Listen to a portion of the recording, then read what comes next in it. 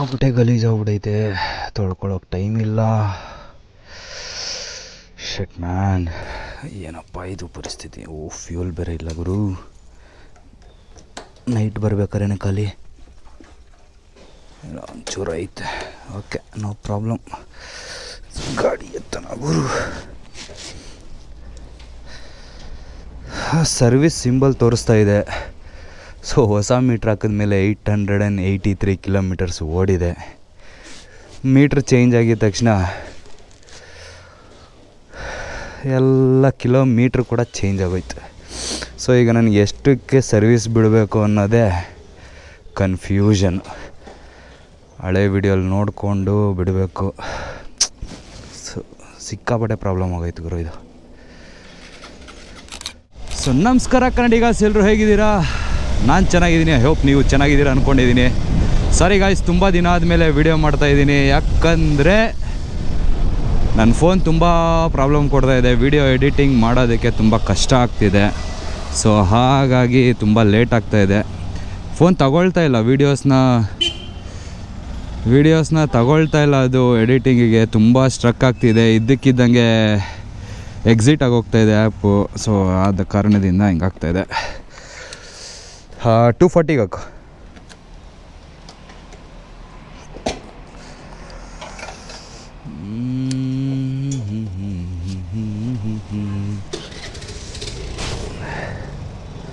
Cash ಇದೆ, ಕ್ಯಾಶೇ ಕೊಟ್ಬಿಡೋಣ. ತಗೋ, ಸುಮ್ಮನೆ ಯಾಕೆ.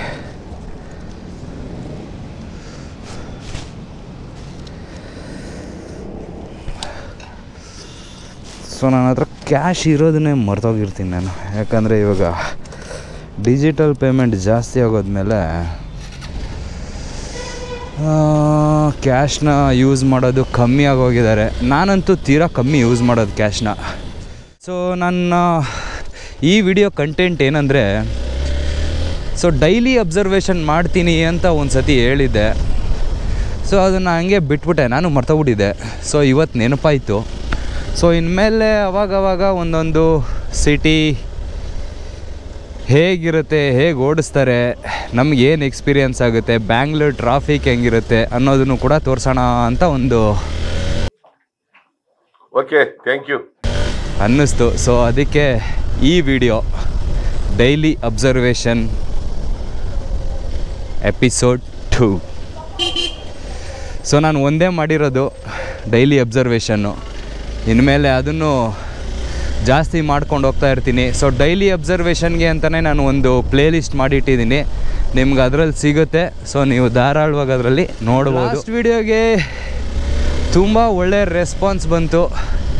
ಥ್ಯಾಂಕ್ಸ್ ಎಲ್ರಿಗೂ ನಿಮ್ಮ ಸಪೋರ್ಟ್ಗೆ. ಒಂದೊಂದು ಕಮೆಂಟಲ್ಲೂ ಗುರು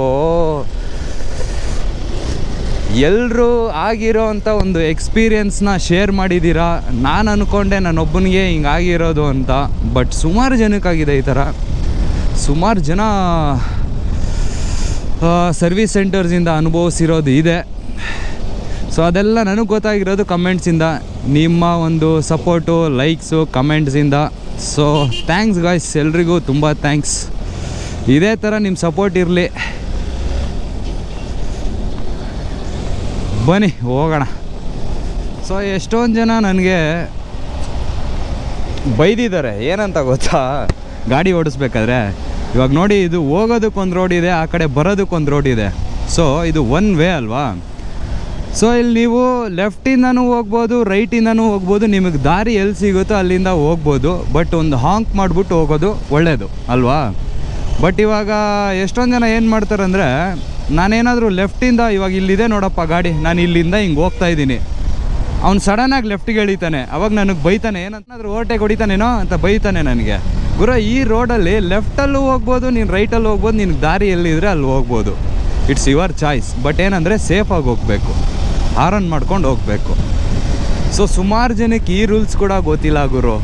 ಈ ರೋಡಲ್ಲೇ ರೈಟಲ್ಲೇ ಓವರ್ಟೇಕ್ ಮಾಡಬೇಕು ಅಂದರೆ ಯಾರಂತವ್ರಿಗೆಲ್ಲ DL ಕೊಟ್ಟವ್ರೋ ಗೊತ್ತಿಲ್ಲ. DL ಕೊಟ್ಟವ್ರೆ ಅಂದ್ಬಿಟ್ಟು ಅವ್ರೇನು ಕಲಿಸ್ಕೊಡೋ ಇಂಥದನ್ನೆಲ್ಲ ಕಲಿಸ್ಕೊಡ್ಬೇಕು ಅಂತ ಏನಿಲ್ಲ ಗುರು. ಇದನ್ನೆಲ್ಲ ಬೇಸಿಕ್ ಸೆನ್ಸ್, ಇದೆಲ್ಲ ಕಲಿಬೇಕಷ್ಟೇ ನಮ್ಗೆ ನಾವೇ. ನಮಗೆ ಅರ್ಥ ಆಗಬೇಕು ಇದು ಹೋಗೋದು ಸರಿನಾ ತಪ್ಪ ಅಂತ. ಸೊ ನಾಯಂಡಹಳ್ಳಿ ಅಂಡರ್ ಪಾಸ್ ಇದು ನಮಗೆ ದೊಡ್ಡ ಟನಲ್ ಇದ್ದಂಗೆ. ಅವಾಗವಾಗ ಎಲ್ಲೂ ಮಳೆ ಬಂದಿಲ್ಲ ಅಂದರೂ ಇದ್ರ ಕೆಳಗೆ ಒಂಥರ ರೈನ್ ಡ್ಯಾನ್ಸ್ ಮಾಡ್ತಾರಲ್ಲ ವಂಡರ್ಲಾಲೆಲ್ಲ, ಆ ಥರ ನೀರು ಬೀಳ್ತಾ ಇರುತ್ತೆ. ಅದು ಕೊಚ್ಚೆ ನೀರೋ ಏನು ನೀರೋ ದೇವ್ರ ಹಣೆಗೆ ನನಗಂತೂ ಗೊತ್ತಿಲ್ಲ. ಒಟ್ನಲ್ಲಿ ನನ್ನ ಮೇಲೂ ಬೇಜಾನ್ ಸತಿ ಬಿದ್ದಿದೆ.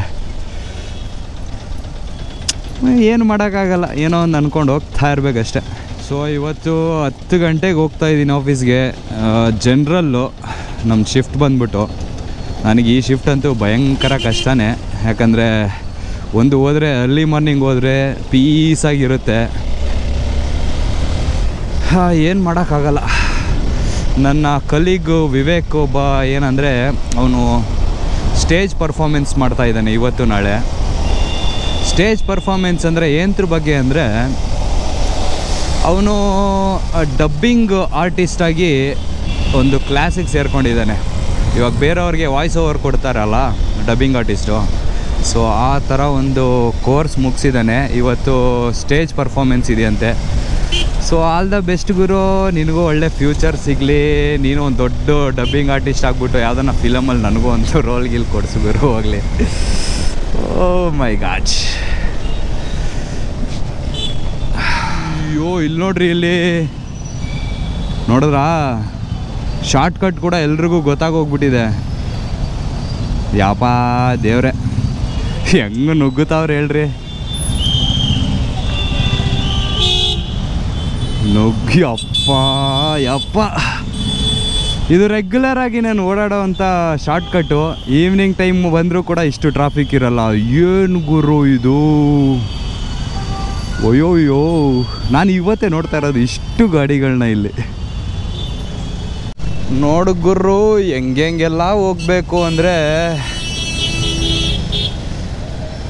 ಈ ಟೈಮಲ್ಲಿ ಒಂದು ಆಫೀಸ್ ರೀಚ್ ಆಗಬೇಕಂದ್ರೆ ಸಾಹಸ ಮಾಡಬೇಕಾಗುತ್ತೆ.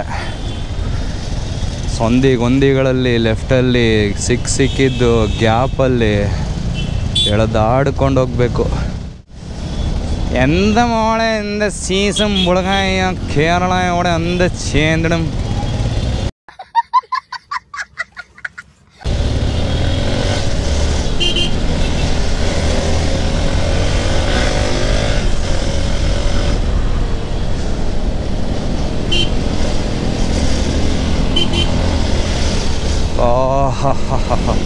Released.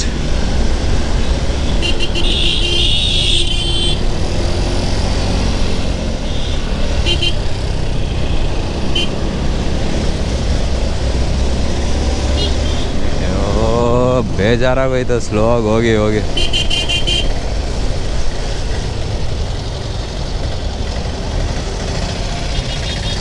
ನೋಡ್ರಿ ಪ್ರತಿ ಒಂದು ಜಾಗದಲ್ಲೂ ಕಚ್ಕೊಳ್ಳೋದೆ ಇವತ್ತು ನಾನು ಈ ಟೈಮಲ್ಲೆಲ್ಲ ಟ್ರಾಫಿಕ್ ನೋಡಿ ತುಂಬ ದಿನಗಳಾಗೋಯ್ತು. ಎಷ್ಟೊತ್ತಿಗೆ ಆಫೀಸ್ಗೆ ಹೋಗ್ಬಿಟ್ಟಿರ್ತೀನಿ, ಇಲ್ಲ ನೈಟ್ ಶಿಫ್ಟಲ್ಲಿದ್ದರೆ ಆಫೀಸಿಂದ ಮನೆಗೆ ಬಂದುಬಿಟ್ಟಿರ್ತೀನಿ. ಇಂಜಿನ್ ಆಯಿಲ್ ಚೇಂಜ್ ಮಾಡಿಸ್ಬೇಕು, ಯಾಕೋ ಹಾರ್ಡ್ ಆಗ್ತಿದೆ ಗಾಡಿ. ಇನ್ನು ನಾನು ಸರ್ವಿಸ್ ಬಿಡೋ ಎಲ್ಲ ಸೀನೇ ಇಲ್ಲ. ನಾನೇ ಮಾಡ್ಕೊಳ್ತೀನಿ, ಇಲ್ಲ ಔಟ್ಸೈಡ್ ಗ್ಯಾರೇಜಲ್ಲಿ ಮಾಡಿಸ್ಕೊಳ್ತೀನಿ. ಖಂಡಿತ ನಮಗೆ ನಾವೇ ಮಾಡ್ಕೊಳ್ಳೋದು ಕೂಡ ಎಷ್ಟೋ ಬೆಟರು. ಮ್ಯಾಕ್ಸಿಮಮ್ ಕ್ಲಚ್ ಅಡ್ಜಸ್ಟ್ಮೆಂಟು ಅವು ಇವು ಯಾವುದನ್ನ ತೀರಾ ಗೊತ್ತಾಗಲಿಲ್ಲ ಅಂದರೆ ಅದೊಂದನ್ನು ಬೇಕಾದರೆ ಹೋಗಿ ಸಪ್ರೇಟಾಗಿ ಮಾಡಿಸ್ಕೊಂಡ್ರೆ ಅದೇನಷ್ಟು ಕಾಸ್ಟ್ ಆಗೋಲ್ಲ. 30-40 ರೂಪಾಯಲ್ಲಿ ಮುಗಿದೋಗುತ್ತೆ. ಏನು ಗುರು ಅಷ್ಟಷ್ಟು ದುಡ್ಡು ಕೊಟ್ಬಿಟ್ಟು ನಾವು ನಮ್ಮ ಗಾಡಿನ ಹಾಳು ಮಾಡ್ಕೋಬೇಕು. ಇನ್ನು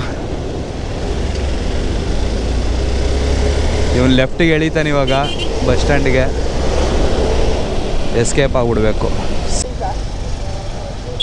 ಏನಂತ ಇದ್ರೆ ಫೋನಲ್ಲಿ ಮಾತಾಡ್ಕೊಂಡು ಸ್ವಲ್ಪ ಲೆಫ್ಟಲ್ಲಿ ನೋಡ್ಕೊಂಡು ಬರೋಕ್ಕಾಗಲ್ವಾ? ಫೋನಲ್ಲಿ ಮಾತಾಡ್ಕೊಂಡು ಹೋಗ್ಬಿಡೋದಾ? ಗಾಡಿ ಟಚ್ ಆಗೋದಲ್ಲ, ಫೋನಲ್ಲಿ ಮಾತಾಡ್ತಾ ಇದೆಯಾ ತಾನೇ? ಲೆಫ್ಟಲ್ಲಿ ನೋಡ್ಬೇಕಾ ಇಲ್ವಾ? ಮಿರರ್ ಇದೆಯೋ ಇಲ್ವೋ ಅಲ್ಲ, ನಂದ್ರಲ್ಲಿ ಇದೆಯಾ? ನಾನು ನೋಡ್ತಾ ಇಲ್ವಾ? ನಂದ್ರಲ್ಲಿ ಇದೆಯಾ? ಫೋನಲ್ಲಿ ಮಾತಾಡ್ತಾ ಇದ್ರೆ ಗೊತ್ತಾಗಲ್ಲ. ನಿಲ್ಸ್ಬಿಟ್ಟು ಎಲ್ಲಾದ್ರೂ ಮಾತಾಡು.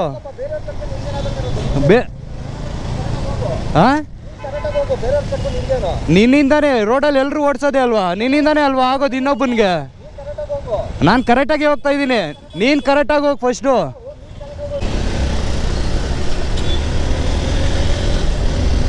ಸೊ ತಪ್ಪಿರೋದನ್ನ ತಪ್ಪೊಪ್ಕೊಳ್ದೆ ಇಷ್ಟೆಲ್ಲ ಮಾತಾಡ್ತಾವನೆ.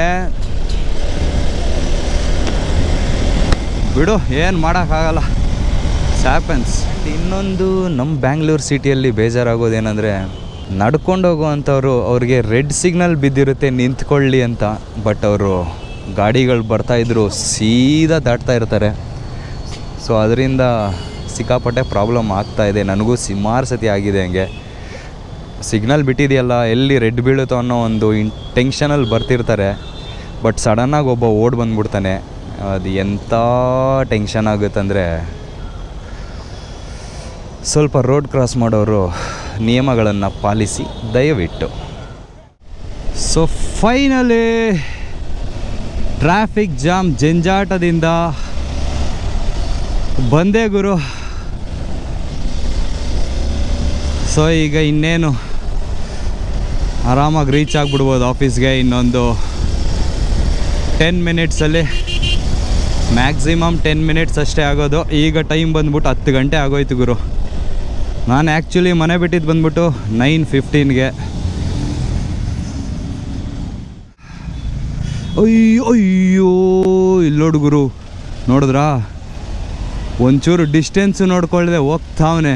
ಇಂಥವ್ರು ಇರ್ತಾರೆ ಗುರು, ಹುಷಾರು. ಫುಲ್ಲಿ ಹಿಂದೆ ಬರೋರ್ನು ನೋಡಿ. ಇವಾಗ ಅವ್ನು ನಿಂತ್ಕೊಂಡಿದ್ದಾರೆ ಆ್ಯಂಬುಲೆನ್ಸ್, ಅದೇ 2 ವೀಲರ್ ಅವ್ರು ಯಾರನ್ನ ನಿಂತಿದ್ದು ಯಾರಿಗಾನ ಹೊಡೆದ್ರೆ ಅದಕ್ಕೆ. ಸೊ ಹಿಂದೆ ಕೂಡ ನಾವು ಒಂದು ಸ್ವಲ್ಪ ಅಬ್ಸರ್ವೇಷನಲ್ಲಿ ಇಟ್ಕೋಬೇಕು. ಸಖತ್ ಡೇಂಜರ್ ಗುರು, ಎಲ್ಲ ಎಲ್ಬೋರ್ಡ್ಗಳೇ ಇರೋದು. ರೂಲ್ಸ್ ಆ್ಯಂಡ್ ರೆಗ್ಯುಲೇಷನ್ಸ್ ಗೊತ್ತಿರಲ್ಲ, ಕಾಮನ್ ಸೆನ್ಸ್ ಇರಲ್ಲ. ಸ್ಪೀಡಾಗಿ ಹೋಗೋದು ತಪ್ಪು ಅಂತ ನಾನು ಹೇಳ್ತಿಲ್ಲ, ಬೇರೆಯವ್ರಿಗೆ ಅಡ್ಡ ಬರೋದು ತಪ್ಪು. ಬೇರೆಯವ್ರಿಗೆ ಅಡ್ಡ ಹೋಗಿ ತೊಂದರೆ ಕೊಡೋದು ತಪ್ಪು. ನಿನಗೆ ಹೋಗೋಕ್ಕೆ ದಾರಿ ಇಲ್ವಾ? ನೀನು 4 ವೀಲರ್ ಓಡಿಸ್ತಾ ಇದೆಯಾ, 2 ವೀಲರ್ಗೆ ಹೋಗೋಕ್ಕಾಗುತ್ತೆ, ಅವಕಾಶ ಇದೆಯಾ ಹೋಗೋದಕ್ಕೆ, 2 ವೀಲರ್ನ ಬಿಟ್ಟುಬಿಡು. ಅದು ಬಿಟ್ಬಿಟ್ಟು ನನಗೂ ಹೋಗೋಕ್ಕಾಗ್ತಿಲ್ಲ, ನನಗೆ ಟೈಮ್ ಆಗ್ತಿದೆ ಅಂದ್ಬಿಟ್ಟು ಅವನು ಅಡ್ಡ ಹಾಕ್ಕೊಳ್ಳೋದು ತಪ್ಪು. ಇವಾಗ ಇಲ್ಲಿ ದಾರಿ ಇದೆ, ಆಟೋದವನು ಅದೇ ನನಗೆ ಅಡ್ಡ ಹಾಕೋಬಿಟ್ಟು ನೀನು ಹೋಗಬೇಡ ನಾನು ಹೋಗಲ್ಲ ಅನ್ನೋ ಥರ ಮಾಡಿದ್ರೆ ಅದು ತಪ್ಪು. ಅದೇ 2 ವೀಲರ್ಗೆ ಹೋಗೋಕ್ಕೆ ಅವಕಾಶ ಇದೆಯಾ, ಹೋಗಿ ಹೋಗಿ ಅಂತ ದಾರಿ ಬಿಡೋದು ಪರ್ಫೆಕ್ಟು, ಅದು ಸೆನ್ಸ್. ಅದು ಅಡ್ಡ ಹಾಕೋದು, ದಾರಿ ಬಿಡದೆ ಇರೋದೆಲ್ಲ ನಾನ್ ಸೆನ್ಸ್. ಸೊ ಸರಿ ಗುರು, ಇಲ್ಲಿಗೆ ನಾನು ವಿಡಿಯೋನ ಎಂಡ್ ಮಾಡ್ತಿದ್ದೀನಿ. ಮತ್ತೆ ನೆಕ್ಸ್ಟ್ ವಿಡಿಯೋಲಿ ಸಿಗೋಣ. ಅಲ್ಲಿವರೆಗೂ take care, love you all, ಚಟಾ ಚೆಕ್ ಕೇರ್, ಬಾಯ್ ಬಾಯ್.